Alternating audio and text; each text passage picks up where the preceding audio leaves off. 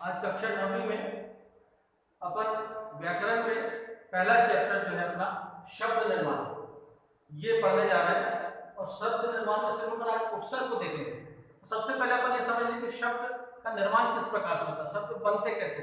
तो सबसे पहले आपको ये जानना होगा कि शब्द है क्या। शब्द हमने पुरानी कक्षा में आपने देखा, पुरानी कक्षा में आपने पढ़ा कि भाषा की सबसे छोटी इकाई वर्ण या ध्वनि। भाषा की सबसे छोटी इकाई वर्ण या ध्वनि। केवल एक वर्ण से भाषा को व्यक्त करना संभव नहीं है। केवल एक वर्ण या एक ही ध्वनि से हम पूरी भाषा को व्यक्त करते हैं, संभव नहीं है। ये सब आप लोग जानते हो, कई बार आपने इस चीज को पढ़ा है कि भाषा की सबसे छोटी इकाई इसकी वर्ण होती है और एक वर्ण से हम पूरी भाषा को व्यक्त नहीं कर सकते, किसी को बता नहीं सकते। ये बात संभव नहीं है।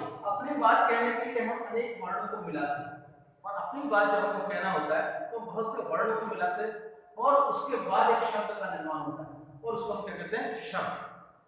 जो फिर बनता है उसको क्या कहते हैं, शब्द। उसको शब्द कहा जाता है। अब हम शब्द की विशेषता देखें कि शब्द जो है, यदि विशेषता देखें तो शब्द वर्णों के सार्थक मेल से बनते हैं। शब्द जो है सार्थक मेल, अर्थ निकलना चाहिए, बिना अर्थ का कोई शब्द नहीं।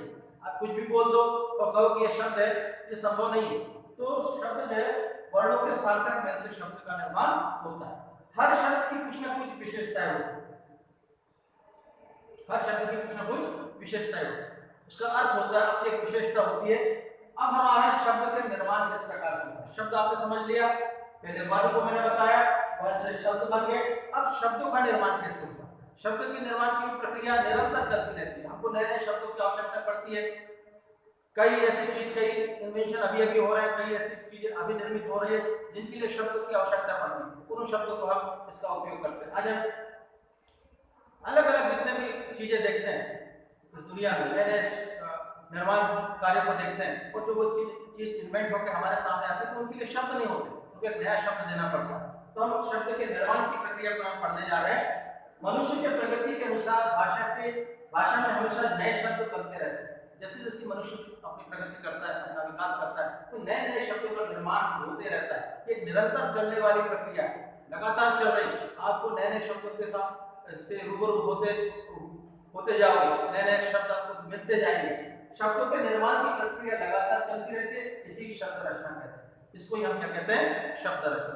अब हम इस शब्द रचना में सबसे पहले उपसर्ग के द्वारा किस प्रकार से ये शब्द की रचना होती है, इसके बारे में अब यहाँ पढ़ने जा रहे हैं। उपसर्ग के द्वारा हिंदी में शब्द का निर्माण किस प्रकार से करते हैं, इसको अब यहाँ पे देखने जा रहे हैं।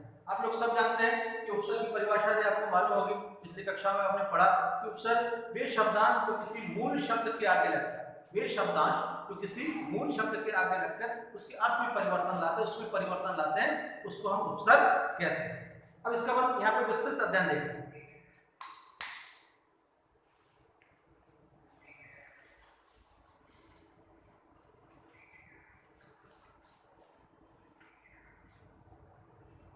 यहाँ पे कुछ शब्द दिए हैं, सबल, प्रबल, दुर्बल, निर्बल, संबल। इस प्रकार के जो शब्द है ये बल से बने हैं। ये शब्द जो है किससे बने, बल से। बल के आगे हमने स लगा दिया सबल, बल के आगे प्र लगा दिया प्रबल, बल के आगे नी लगा दिया निर्बल, बल के आगे सन लगा दिया संबल, दुर्बल। इस प्रकार से नए शब्द का निर्माण हो रहा है, नए शब्द का निर्माण हो रहा है। उपसर्ग को हम अच्छे स्वरूप में परिभाषित करें, उपसर्ग दो शब्दों के योग से निर्मित हुआ है। उप मतलब निकट, सर्ग सृष्टि करना। इस प्रकार उपसर्ग का अर्थ हुआ निकट में लगकर नवीन शब्दों की सृष्टि करना। निकट में लगकर नवीन शब्दों की सृष्टि करना। इससे पहले अपन ने जो परिभाषाएं पढ़ी है, पहले आपने जो भी इसके बारे में आप जानते हैं वो आप ये जानते हैं, वे शब्दांश जो किसी मूल शब्द के आगे लगकर उसके अर्थ में परिवर्तन, उसमें परिवर्तन लाते हैं, उसको क्या कहते हैं, उपसर्ग। उपसर्ग किसी सार्थक मूल शब्द से पूर्व जुड़ने वाले वे अभिकारी शब्दांश है जो किसी भी शब्द में जुड़कर उसके अर्थ या भाव में परिवर्तन कर देते हैं। जो किसी भी शब्द में जुड़कर वे शब्दांश जो किसी भी शब्द में जुड़कर उसके अर्थ या भाव में परिवर्तन करते हैं, उसमें परिवर्तन करते हैं। जैसे मान से पहले आप उपसर्ग लगा दे तो हम क्या होगा, नूतन शब्द जो आपके सामने आएगा होगा अपमान। तो अपमान का निर्माण हो जाता है जिसका अर्थ अनादर। इसका अर्थ क्या होगा, अनादर। ठीक है, तो मान के आगे हमने मान लगाकर उसको अपमान बना दिया, हमने एकदम से उसका विरोधी अर्थ प्रकट कर दिया। ठीक है, तो ये इसका विलोम। अब हम यहाँ पर उपसर्ग के प्रकार देखें। यहाँ पर उपसर्ग में प्रकार दिए, संस्कृत के उपसर्ग, हिंदी के उपसर्ग, विदेशी उपसर्ग। अब विदेशी उपसर्ग को कई लोगों ने उसको फारसी के उपसर्ग और फिर अंग्रेजी के उपसर्ग अलग अलग उसको बांटा है। अपन एक साथ देखेंगे उसको विदेशी उपसर्ग के अंदर।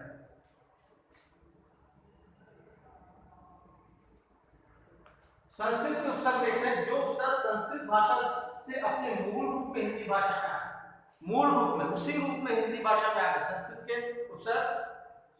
ठीक है, उसी रूप में अपने मूल रूप में हिंदी में आ गए, उनको संस्कृत के उपसर्ग कहते हैं।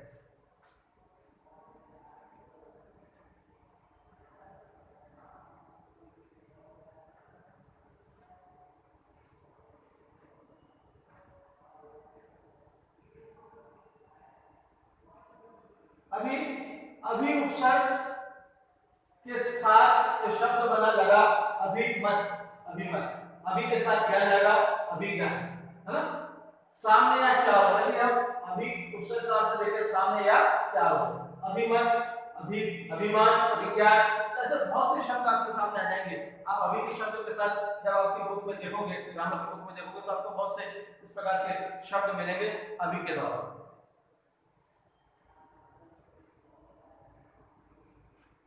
प्र उपसर्ग के द्वारा जो शब्द है, जो संस्कृत से प्रवास, प्रवास, प्रहार, प्रहार।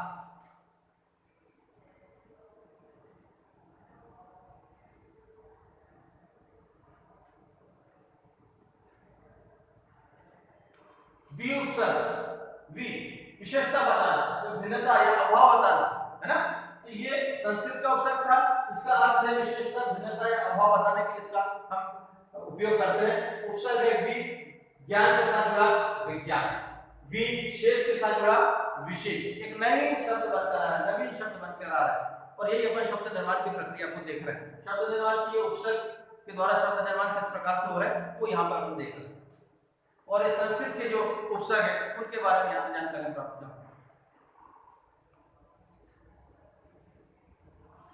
सम, इसका अर्थ होता है अच्छा, संयोग, अधिकता या निकटता। सम अच्छा, संयोग, अधिकता या निकटता। अब संबंध, संबंध, सम के साथ मान जुड़ा सम्मान, इस प्रकार से नवीन शब्द का निर्माण होता है। अब इसमें बहुत ज्यादा नहीं बताऊंगा, क्योंकि आपकी बुक में आप ग्रामर की बुक जैसे देखोगे तो उसमें आपके संस्कृत से बहुत से शब्दों का निर्माण, नवीन शब्दों का निर्माण किया हुआ है, उसको आप बुक में पढ़ सकते हैं। कुछ और महत्वपूर्ण संस्कृत के शब्द बता दो। निस मतलब रहित अथवा निषेध, तो अर्थ है रहित या निषेध। निस काम, निष्काम, निस्तेज, निस्तेज, है ना। निषेध देखो, ये मना करने का भी इसमें एक वो बना हुआ है, चिन्ह बना हुआ है कि मना कर रहा है, यहाँ पे हम मोबाइल उपयोग नहीं कर सकते, यहाँ पे हम नहीं जा सकते, इस प्रकार का यहाँ मोबाइल नहीं उपयोग करने वाला चिन्ह बना है निषेध करने के लिए, जिसका उपयोग अर्थ भी दिया गया है यहाँ पे, और एक नवीन शब्द का निर्माण करके होता है।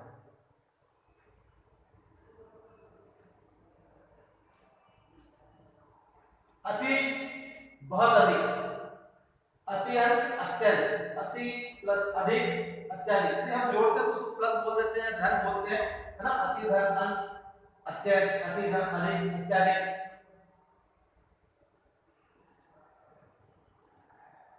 तो संस्कृत के बहुत से उपसर्ग आपको अपने बुक में मिलेंगे। यहाँ पे मैंने कुछ उपसर्गों का उल्लेख यहाँ पे आपको बता दिया है। आप जैसे ही बुक खोलोगे तो आपको संस्कृत से बहुत से उपसर्ग मिलेंगे। अब अपन दूसरे उपसर्ग के बारे में जानकारी प्राप्त करें। अब हम हिंदी के उपसर्गों के बारे में यहाँ पे देखें। जो उपसर्ग संस्कृत के प्रभाव से हिंदी में विकसित हो जाता है, संस्कृत के प्रभाव से हिंदी में उसका विकास हो जाता है, संस्कृत के प्रभाव से हिंदी में आ जाते हैं, उन्हें हिंदी उपसर्ग या तद्भव उपसर्ग कहते हैं। तद्भव है, तद्भव उपसर्ग इसको कहते हैं। आपके बुक में तद्भव भी लिखा हुआ है, तत्सम भी लिखा है, इस प्रकार के शब्दों का प्रयोग किया है। तो जो उपसर्ग संस्कृत के प्रभाव से हिंदी में विकसित हो जाता है उसको या उन्हें हम हिंदी उपसर्ग या तद्भव उपसर्ग कहते हैं। अब यहाँ पे अ उपसर्ग है ना। अ का अर्थ यहाँ पे दिया अभाव अथवा निषेध, अभाव अथवा निषेध, दोनों ही अर्थ इसमें अपन इसके साथ शब्दों का निर्माण कर सकते हैं। अधर्म, साथ धर्म लगा अधर्म, अ के साथ सहिष्णुता लगा असहिष्णुता। एक नवीन शब्द विरोधी शब्द है ना, अभाव या निषेध। जैसे धर्म का अर्थ है जो धार्मिक प्रवृत्ति का, अधर्म जो धार्मिक प्रवृत्ति का, जैसे धर्म से कोई मतलब न हो। निषेध करना, निषेध दिखा रहा है, विलोम शब्द को पूरा कर दो। अब अन उपसर्ग के द्वारा शब्द का निर्माण यहाँ होगा। अन का अर्थ होता है अभाव, निषेध इसका भी अभाव और निषेध है। अनजान, अनपढ़, अनपढ़, अनपढ़।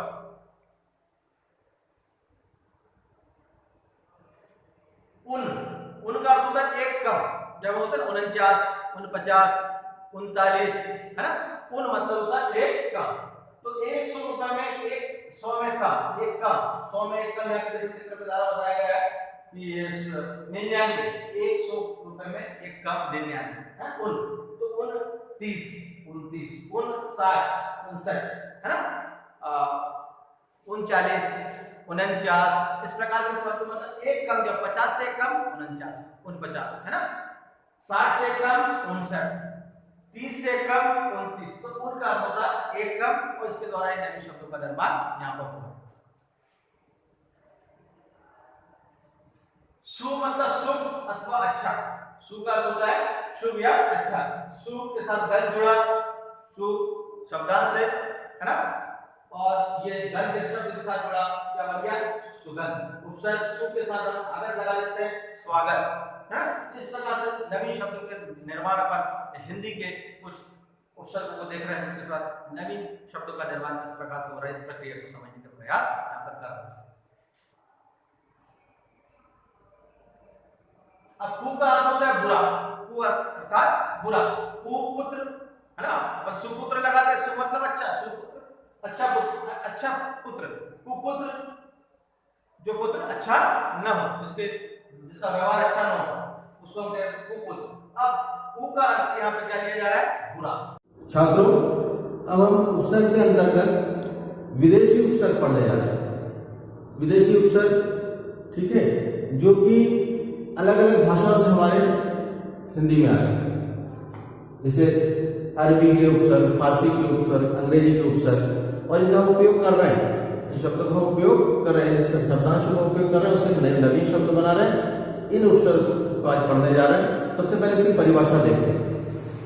अरबी, फारसी, उर्दू अथवा अंग्रेजी आदि विदेशी भाषाओं से हिंदी भाषा में समाहित उपसर्ग विदेशी उपसर्ग अथवा आगत उपसर्ग कहलाता है। इसको आगत उपसर्ग भी कहते हैं। मैंने पहले बताया, अरबी, फारसी, उर्दू या फिर अंग्रेजी, इन जो विदेशी भाषाओं से जो हिंदी में उपसर्ग आ गए है ना, उसको हम विदेशी उपसर्ग या फिर आगत उपसर्ग कहते हैं। अब इसके कुछ उदाहरण देखते हैं। कुछ फारसी को उदाहरण देखते हैं, कुछ अरबी को उदाहरण देखते हैं, कुछ अंग्रेजी को उदाहरण देखते हैं। जैसे कम है ना, मतलब थोड़ा, कम मतलब थोड़ा। अब यहाँ पे उपसर्ग कम है, शब्द दिया है, और नवीन शब्द किस प्रकार से बन रहा है। ये कम जो उपसर्ग है ये विदेशी उपसर्ग है। अब कम जोर, जोर के साथ लगा कमजोर। शब्द है अक्ल, कम के साथ अक्ल लगा कम अक्ल। देखो कि आपने ज्यादातर शब्द जो है ये उर्दू फारसी में उपयोग में आया ला जाता है। खुश उपसर्ग अच्छा है ना, खुशकिस्मत, खुश के साथ किस्मत जुड़ा, खुशकिस्मत। खुशबू, खुशबू, ठीक है। तो इस प्रकार से नवीन ये शब्दांश जुड़ रहे हैं मूल शब्दों के साथ। चूंकि ये शब्द विदेशी शब्दांश है, विदेशी उपसर्ग है, ये अरबी, फारसी, उर्दू या फिर अंग्रेजी से आए हुए हैं, इसलिए इसको विदेशी उपसर्ग या फिर आगत उपसर्ग कहते हैं।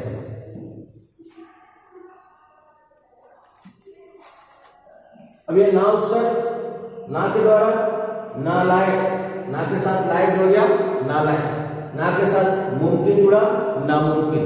आपने देखा होगा ये नालायक शब्द, फिर मुमकिन शब्द, नामुमकिन शब्द जो है, मुमकिन का अर्थ होता है अभाव है ना, ना का अर्थ होता है अभाव, ना का अर्थ होता है अभाव।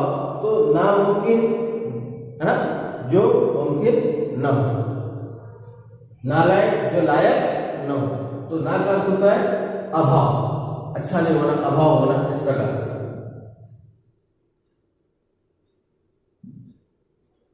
लापरवाह, ला के साथ परवाह जोड़ दिया लापरवाह, ला के साथ जवाब जोड़ दिया लाजवाब। इस प्रकार से बहुत से शब्द जो है वो उर्दू से, फारसी से और अंग्रेजी से आए हैं, है ना। अब आप जब आप आपकी बुक को देखोगे तो बुक में इस प्रकार से बहुत से आपके हिंदी, फारसी से, उर्दू से और अंग्रेजी से आए हुए उपसर्ग मिलेंगे और नवीन शब्द आपको देखने को मिलेंगे। तो छात्रों, आज हम उपसर्ग के चैप्टर को लगभग समझ चुके हैं। अब जो भी आपके डाउट होंगे, जो भी आपकी परेशानी होगी, डाउट क्लास में जरूर पूछिए। अब इससे रिलेटेड जो होगा प्रत्यय, अपन शब्द रचना पढ़ रहे हैं, शब्द का निर्माण को पढ़ रहे हैं, इस निर्माण प्रक्रिया को आपने उपसर्ग के अंतर्गत पढ़ा। अब आगे के जो आपके वीडियो आपको मिलेंगे वो मिलेंगे आपको उसके प्रत्यय के, उसके बाद अपन देखेंगे समास। Thank you.